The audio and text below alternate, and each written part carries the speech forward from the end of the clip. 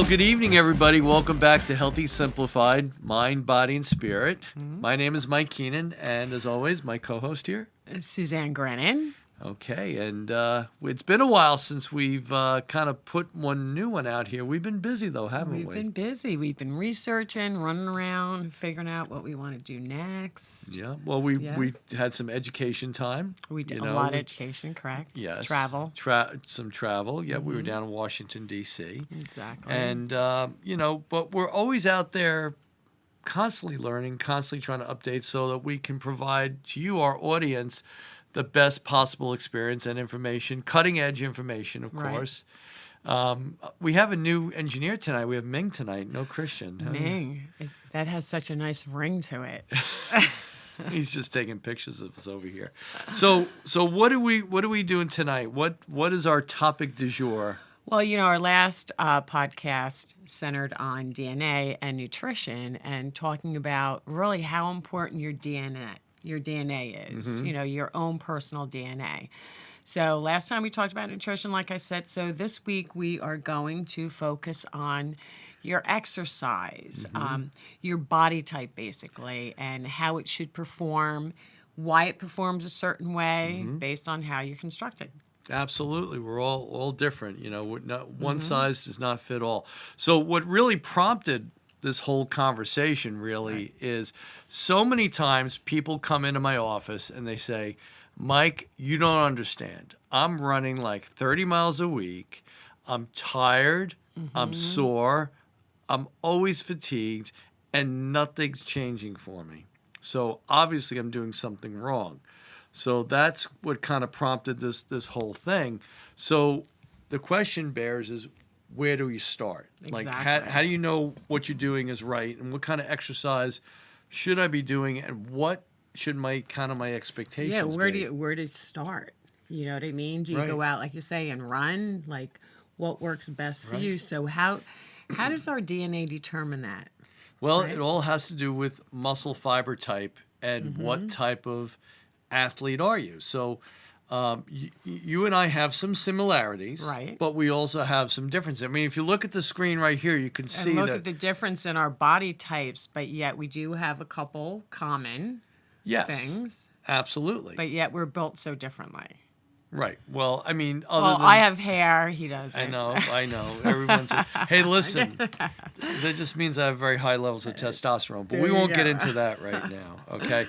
But so Suzanne and I are similar but different. So let's start to explore some of those differences, and you could see how our life experiences are different, right? So let's just kind of start with muscular performance. Well, again, because, it tests your genetic profile, the DNA. And I have a sprint gene, but I am a mixed power and endurance person based on my genetic profile. So basically, I have speed and power, yet I have endurance. Yet I need, for power, I need strength. So I can do strength training, but basically, I'm not someone that's going to go out and run 25 miles or a marathon. Right. I mean, I've attempted and I wanted to, but my body just doesn't handle it well. I can do, a 3K, I can do a 5 mile, 10, but that's about it.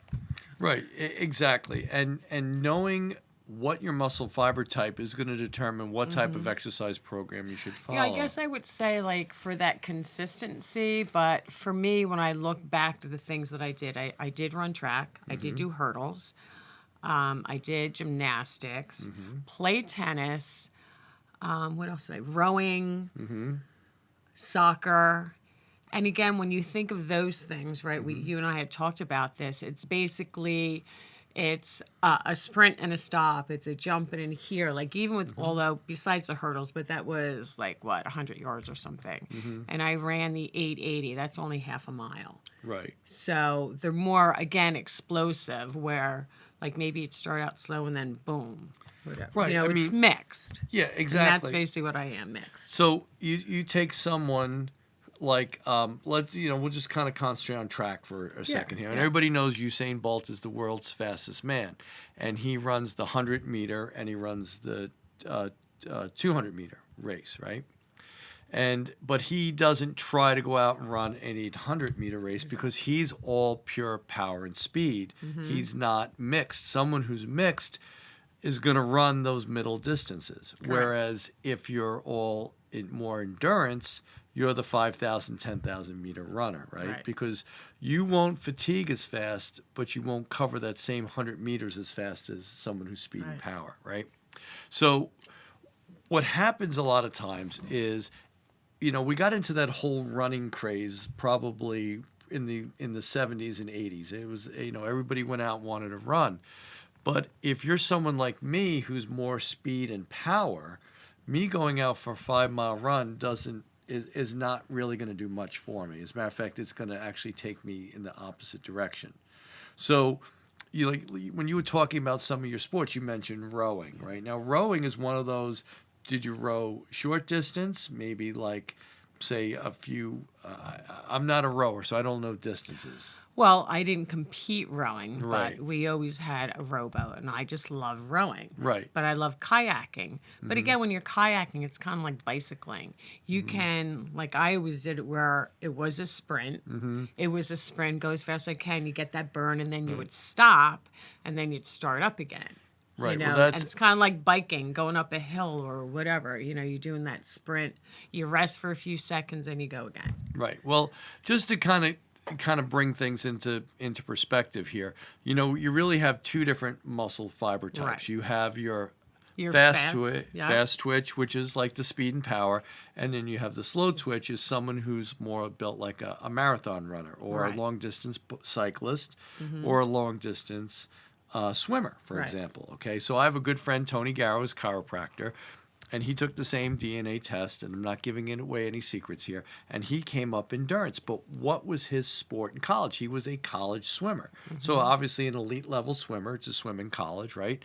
But he wasn't a 50-meter guy. He was longer distance because he's built more for endurance, and his muscle fiber type came back endurance. I have another friend, Christine Conti, who's one of the top amateur marathon runners. She runs her marathons in just a little over 3 hours, which is absolutely amazing. But if you look at her body type, she is all endurance. She's not someone who's doing, Olympic style lifting. Which is amazing because I think a lot of people think that it's just when you look at somebody physically, that it's their physical realm. You know what I mean? Well, they forget it's the genetic realm. Well, sometimes... I mean, it matches a little bit, but it's still like some people can fool you. Yeah, that's true, depending on the level of training. Right. Because there's people who are all endurance and they're overweight because they're not moving at all and they're not eating appropriately. But I think a lot of us, when we were younger, we fell into sports that we did well. Because nobody wants to do something they're not good at or they don't like, right? So... True, but what happens sometimes, Mike, you and I talked about this. We were just talking about if, say, a young couple, they're going to have children or whatever, their kids are young, if they did a DNA test on them to find out what their body type is, how to guide them into what sport that best fits them so they're not going to be injured or hurt. Because I know even in my family was like the boys kind of followed what the father did, but they don't necessarily have the same genetic makeup. No, certainly not. And you definitely see that where, the dad played football, so his sons are going to play football, right? And that may not always be the best sport for that individual. And we're going to get into a little bit. So we're gonna not that we're gonna pick up the pace a little bit here, but we're going to kind of give you a little bit more, some more specifics. So, like, for example, with me, I fell into like football and wrestling and ice hockey and baseball and stuff like that, which is more speed and power. It just was something that came more naturally to me. But if you look at my DNA test, it says I carry 2 functional genes, resulting in an abundance of fast twitch muscle fibers. This allows me to generate a lot of force over a short period of time. So, like, and let's use football as an example. As an offensive lineman, my goal was to push the defensive lineman out of the way. That intense push was 1 to 2 seconds long, and then it was over. So I needed a lot of speed over a short, or a lot of power over a short amount of time, as opposed to a marathon runner who just can keep up a very specific pace over a 2 to 3 hour window, which is absolutely incredible. I can't even imagine doing that. But then again, a marathon runner who weighs 150 pounds is going to climb underneath a couple 100 pounds of weight and start doing Right. bench pressing either. So it's specific to your muscle fiber type. Right. And that kind of takes us into the next category, which is fat loss with exercise. Okay. So some people are going to do, now when we say exercise, let's quantify that a little Right. bit. Okay. What they're saying with fat loss with exercise, they're talking more specifically about resistance training. That's really what they mean by exercise. So I think people think of that in a different way because people are saying, okay, well, how come some people work out, barely do anything, and they have these great results where other people have to train so hard? Yeah, and well, again, it all depends on the type of training you're doing. So, Right. so like you could say someone who's really good at who has the endurance gene, so to say, they go out and run and they get lean and they look good. I go out and run, and I'm not efficient at burning fat that way. We're going to get into aerobic potential next, but with fat loss with exercise, the commonality between the two of us That's right. is that with resistance training, we're going to get our best results. And why is that? And I'll read it to you because it'll make sense a little bit. It says, my genetic profile is associated with increased fat loss and increased muscle mass with resistance training. I don't think we could say it any clearer than that. I mean, Right. it just comes right out and says it. Fat for us is more likely to be stored inside the muscle than rather under the skin, as with other genetic profiles. This allows our muscles to more easily utilize the fat for energy, as well as give the appearance of more toned muscles in response to training. So I'll just say And this. this is where we're exactly the same. Right. Well, and it is. And it's very evident because I've been very fortunate. I've been training Suzanne for quite some time now. And her muscular development is exceptional. And on top of that, she's so lean to begin with. Any change, I said to her when I first met her, I said, any changes you make, you're going to see very, very quickly because you're so lean to begin with and because you are most efficient with weight loss associated with doing resistance training, that as I just read, you're going to see that muscle tone, that muscle definition come quickly because your body adapts to resistance training better than if I tried to train one of my marathon friends the way I train you, their results would not be the same. Right. The other thing you have to understand too is that diet is a very, very important component of Key. this.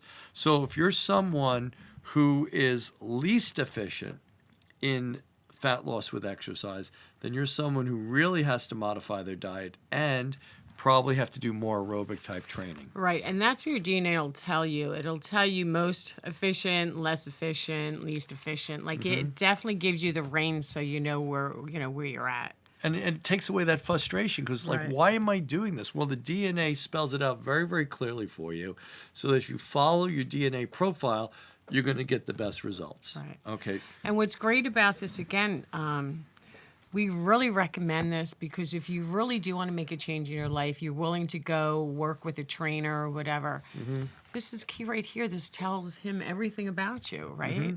And then you're going to get results that much faster. Right. You take this to your trainer. This is your story. That's right. And if the trainer doesn't understand what they're looking at here, go find another trainer real quick. Yeah. Because this is basic exercise physiology 101, you know, for someone who's had that education. Let's talk a little bit about aerobic potential because I think this is really something that comes into play and why we have the effect or the results that we've had.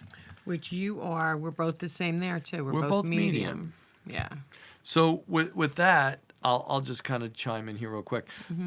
Someone like me I don't handle long-term metabolic stress very well. My muscles are not designed to handle that. So I'm going to be someone who's not going to get good results.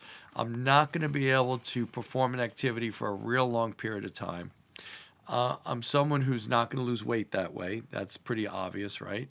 And also, it's going to cause me to be more fatigued, more sore, and I'm just going to get frustrated with it. And then those are the people who come to me and say, I kind of felt like I've given up. Like, I can't do this. This isn't working for me.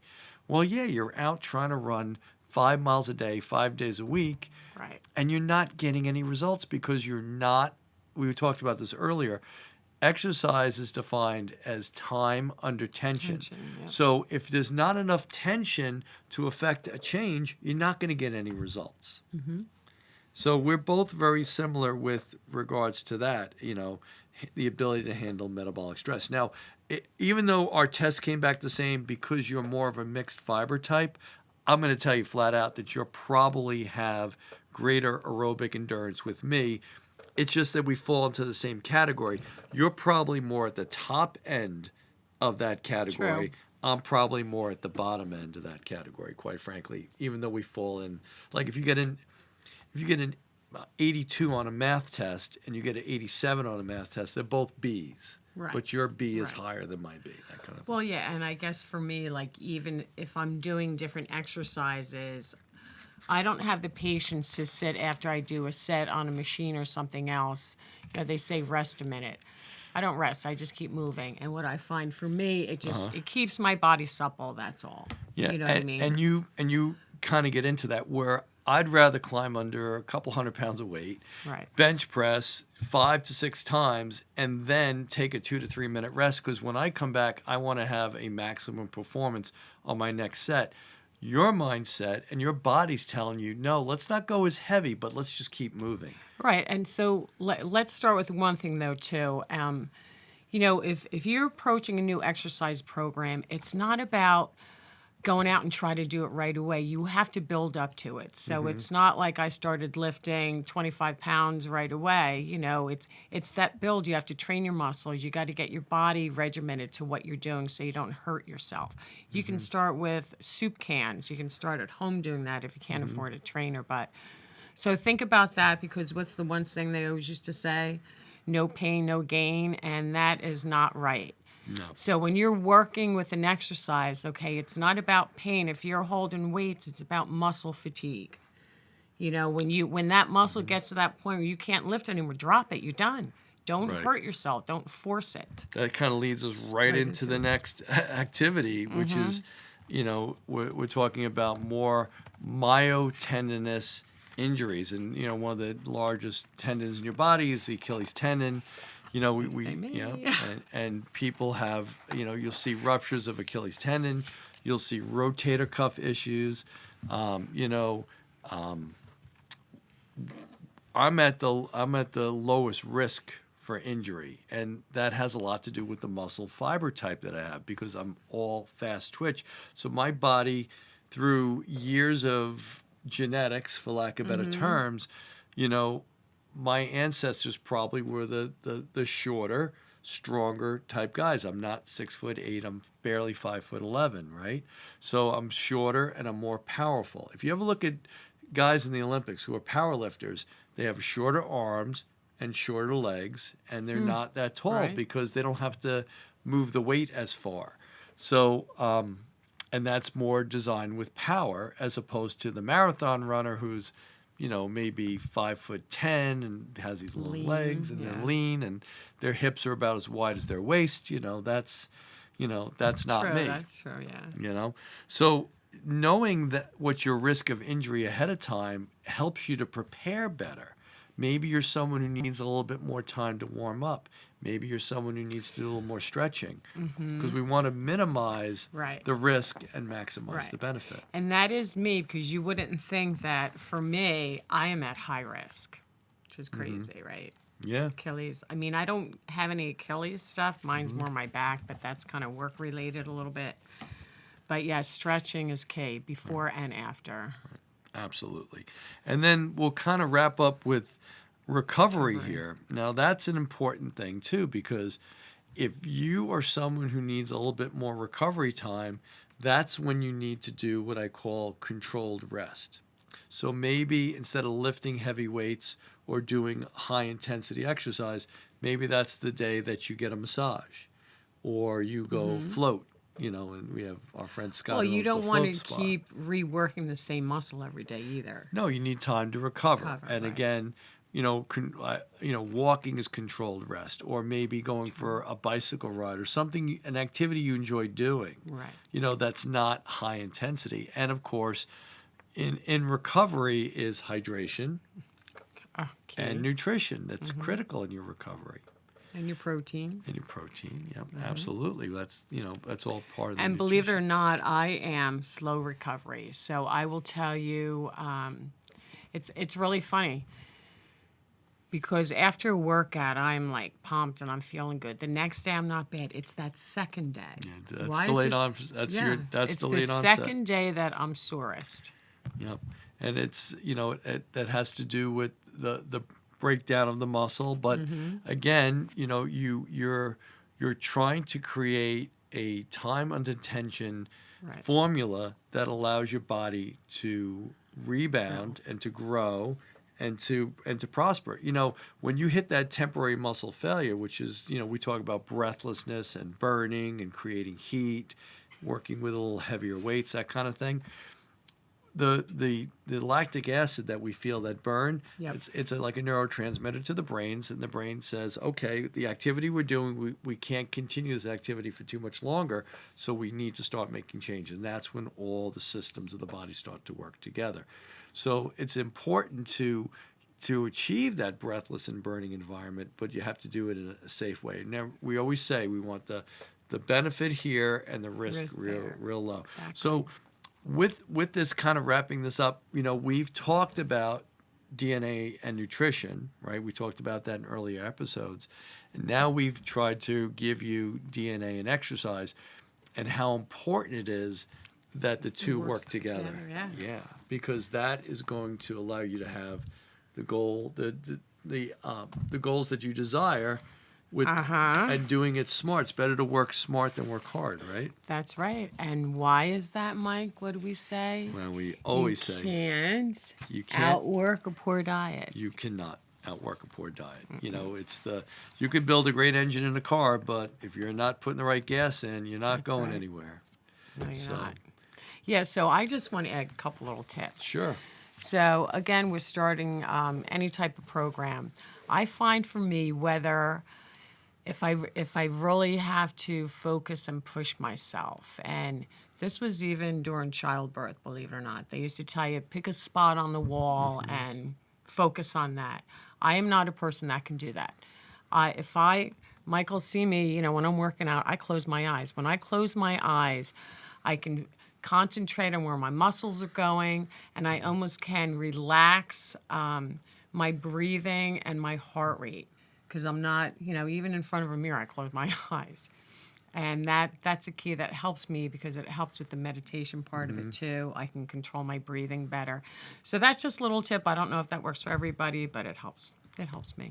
No, you have to find, what works for you. I'm the exact opposite. I'm envisioning myself right now laying on my back, and I have the same type of ceiling that's in this office, and I pick a spot and I focus on that spot. I inhale as deep as I can to kind of set my muscles, and then the weight comes off the rack. And whether I'm doing that, whether I'm doing a squat or a bench press or a shoulder press, I find that spot on the wall. That and works I do. for you? How That funny. works for me because it allows me to focus my That's energy. funny. Yeah, so everyone's a little Ming, different. what about you? Close your eyes or keep your eyes open? I close my eyes. See? There Yep. you go. Love him. Were we talking Excellent. about exercise? Or were we talking about Yeah, something else? exercise. Okay, I'm Oh, sorry. you're talking about something else? My mind went somewhere else there real quick. Okay. Crazy. All right. All right. Well, this wraps up. I don't know if he's ever going to let us come back again. I after know. that Is that it? Yeah, we're gonna wrap up exercise, DNA and exercise. Again, we're gonna be coming to you live. We have a live Facebook Live coming up, so make sure you stay tuned. Yeah. So listen, really think about that with the lives. We decided we want to do some lives because with stuff like this, you'd be able to interact with us. So if you Yes. have questions or you want to add something, it'll help all of us. Yeah, you know. and we have some people who asked us to come on location, so this is going to be very Yep. interesting. We have some couple things lined up. So anyway, I want to thank you for Yes. joining us, and remember, please like and share with your friends. Comments, we love comments. And we'll stop and say hi. Yep, and we got another episode coming up. We're going to be filming shortly, so stay tuned. More good stuff to come. But again, I want to thank Meng for having us here tonight. Yeah. And hope this all's helped everybody and get you motivated. And we look forward to seeing you again. All right, take care. Bye bye. All right, love you. Bye.